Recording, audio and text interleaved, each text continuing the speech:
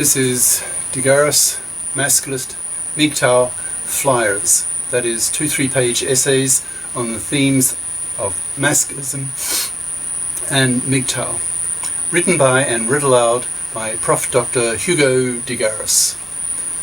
This is flyer number 7.2, entitled Twaytweffing and Kids. Description. This flyer discusses what the impact will be on child raising when twaytweffing becomes very popular with the majority of first halver, that is, under 40 years of age, males. The flyer itself. Twaytweffing and Kids. This flyer talks about the impact of twaytweffing upon the raising of kids. Twaytweffing is a lifestyle for MGTOW/masculists who refuse to be parasited upon by fluffies. Twaytweffing, that's 2A, 2F, equals 2 apartments, 2 FIPs, is when a FIP, financially independent person, male, and a FIP, female, each with their own apartment, have a relationship. When the relationship usually fails, they both walk away to their own apartment, cost-free for the man. There's no divorce for him because no marriage, no child payments because no kids, no alimony because his ex-girlfriend is a FIP. Twaytweffing forces the woman to be constantly nice to the man, otherwise the man walks out so easily. If she starts nagging, tries to manipulate him, or tries to extract money and resources from him, then he can very easily dump her. Twaytweffing women know this and so remain nice to men, or be dumped. Twaytweffing is a popular lifestyle with MGTOWs. I think most MGTOWs would agree with the following definition of MGTOWs, that is, men who refuse to marry and have kids, who spend their money on themselves. Some MGTOW/masculists are so pissed off with women, often after a string of failed relationships, for example, a string of twaytweffs, that they decide to not have relationships with women at all, either temporarily or permanently. The great advantage of twaytweffing for MGTOWs is that it gives them regular sex from a woman that men need.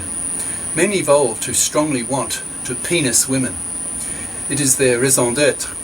By twaytweffing, a MGTOW/masculist gets the sex he needs without being a traditional manslave to a cursed fluffy who will parasite off his money, and with one chance in 4, as a father, financially massacre him in the fluffy feminist-dominated divorce courts. So twaytweffing for a man gives him regular sex without the cost, a huge plus. Twaytweffing is of much more relevance to first halvers than second halvers. A first halver, by definition, is someone under 40 years of age. That is, they're still in the first half of their lives. Second halvers are over 40, and because of that, they tend to have different lives. Most MGTOWs are first halvers, so face a problem that second halver men don't face. Namely, first halver men are confronted by first halver women who have their biological clocks ticking hard, who want to have babies, and since many of them are fluffies, including most feminists, they will be looking around for some robot male manslave to parasite on, so they can live in a middle-class house that he pays for to raise her kids in. In the US, 40% of second halver women live alone. That's nearly half. Obviously, these women have to have a roof over their heads, so they have their own apartments. Their biological clocks have stopped ticking because they have become infertile. They look on men differently. So the remaining discussion will be more about first halver twaytweffer men who reject being manslaves to fluffy women.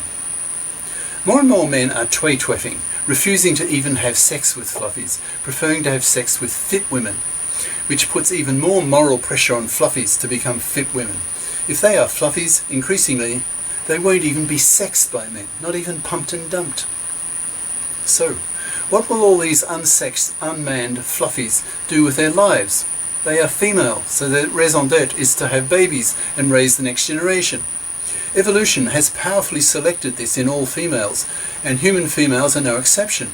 So when a female is into her 30s and very conscious that her reproductive time is running out, in other words, her biological clock is ticking hard, What can she do? A couple of years into the future, when the whole culture is familiar with MGTOW/masculist ideas, when the large majority of first harver men are MGTOW/masculists who refuse to have even sex, let alone a relationship with fluffies. She will become desperate. She was lazy in her teens and 20s, studying fluffy crap, that is the soft option, that is not math and the sciences, at high school and college. So in her 30s, she is earning a rather low wage. She can't afford to buy a middle-class house, so she desperately looks around for some robot male manslave to parasite on, so she can have a kid in a middle-class house that the manslave pays for. Today, thanks to the toxicity of the fluffy feminist-dominated divorce courts, 70% of young men under 35 in the US refuse to marry and have kids. They refuse to take the risk of being one in four of married fathers who gets financially massacred by divorced fluffy ex-wives. In a few years, that percentage will probably be over 90%. So fluffies in their 30s will be screaming for manslaves to pull them out of their poverty. But there won't be any manslavable men left. Nearly all young men will have seen the light and refuse to be manslaved by fluffy vermin. These men will prefer to spit at fluffies rather than pay for them. These men won't even fuck them, the ultimate insult from a man. So what are these fluffies to do? They'll be forced to have their own kid on their own poor salary. They will be poor. Their kids will be poor and grow up poor because their mothers did not bother to become FIPs when they were in their teens and 20s. Society will point the finger at them and accuse them of being fluffy parasites who, despite their fluffy poverty, decided to go ahead anyway and have kids. These fluffy mothers will be accused of being selfish fluffy mothers.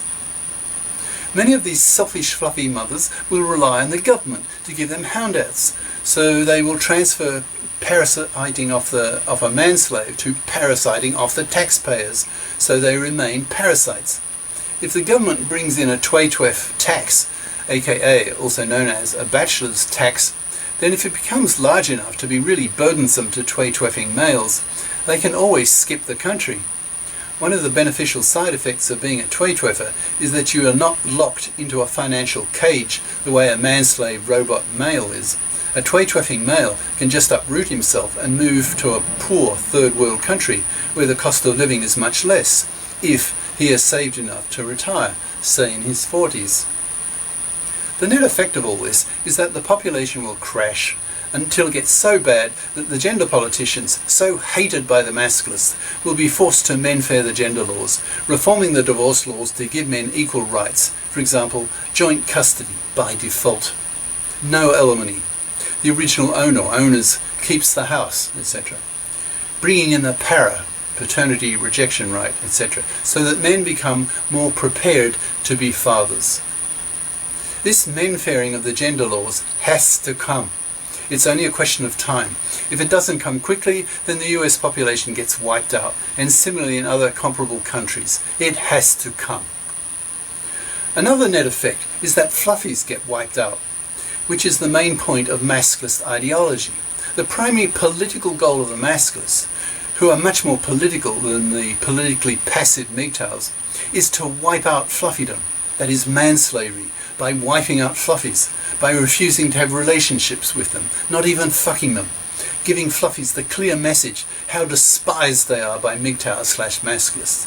Masculists are the 21st century equivalent of the 19th century abolitionists in the US.